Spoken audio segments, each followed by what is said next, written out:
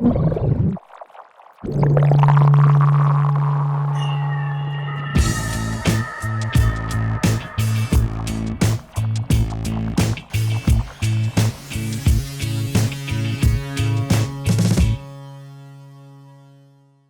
I thought it would be interesting to have a brief look at MP3 codecs and shed some light on the quality issues we face when converting our music to this format.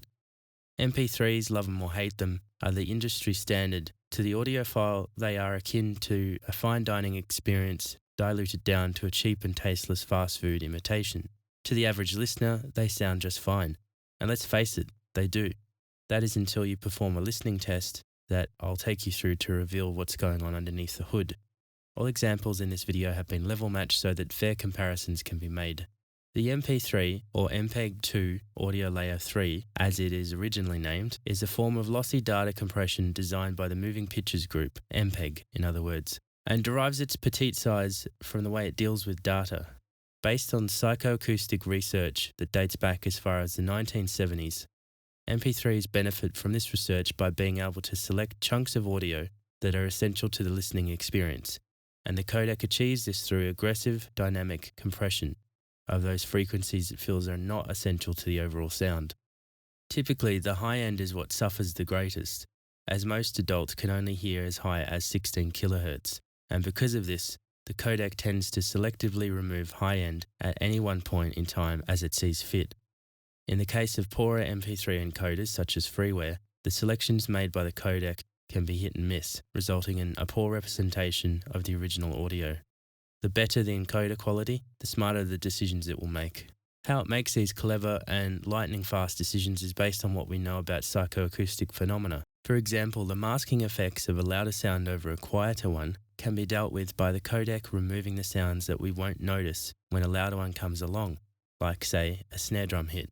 The surrounding frequencies probably won't be missed terribly much, and so are temporarily jettisoned to make way for the more important ones. Similarly, in the time domain, the louder a sound is, the more the surrounding quieter frequencies are removed to make way. In other words, even the quiet sounds that aren't even occurring at the same time as the louder event, regardless of whether they occur before or after the louder sound, are compressed out or removed if they are deemed close enough in proximity.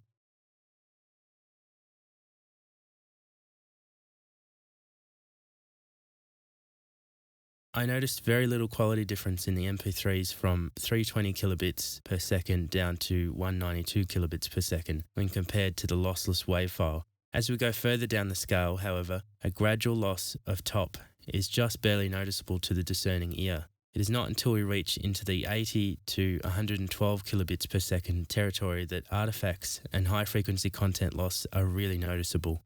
Of course, that is only if your speaker is able to produce these higher frequencies in the first place and your ears are in reasonable shape. The loss of transient punch is what I also noticed too, as I listen from the best to worst quality. This is likely due to the fact that the details of these transients are what get lost the most in the translation to the smaller file size, and so punch, detail, and perceived direction of harder panned instruments arguably take the biggest beating. The loss of transients also means that the perceived width and depth of the audio becomes less defined as we go lower in quality. There is also a build-up of random noise on complex broadband sounds such as cymbals and snare drums as we go further down in quality.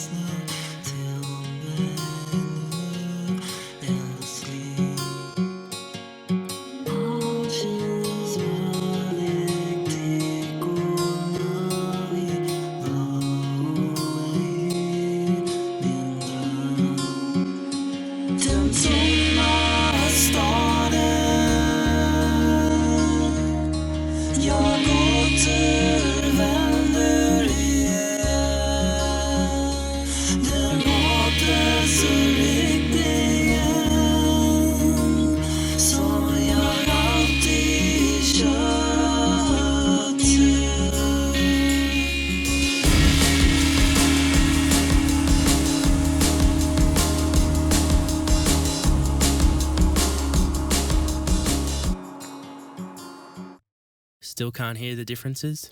The introduction of noisy artifacts and the aggressive compression is most noticeable when we listen to MP3s in mono with one side of the stereo field out of phase or phase flipped. This process removes the entire center information that is common to both left and right channels, leaving just the side information, which is now panned up the center of the stereo field.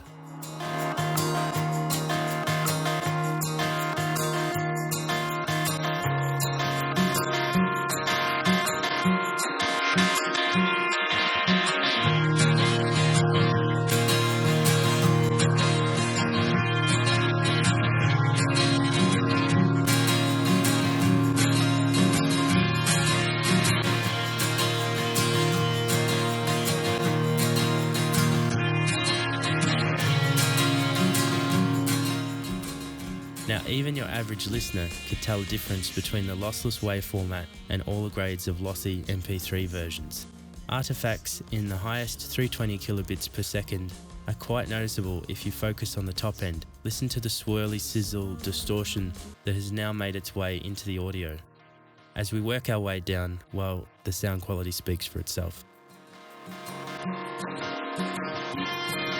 Until I started, make sure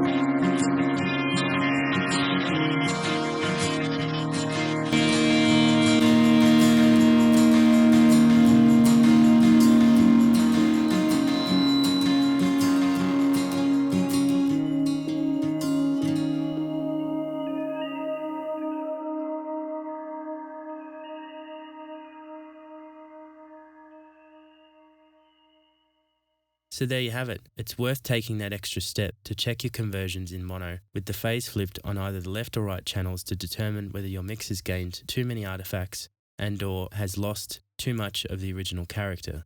For myself, anything lower than 224 is probably too much of a compromise, but it pays to check on a song-by-song basis, as the encoder is better at encoding some audio material than it is for others. Until next time, happy encoding! If you have any questions, comments or ideas for new video tutorials, please email me at yamahadrums2009@hotmail.com, and please subscribe to remain informed of future video releases.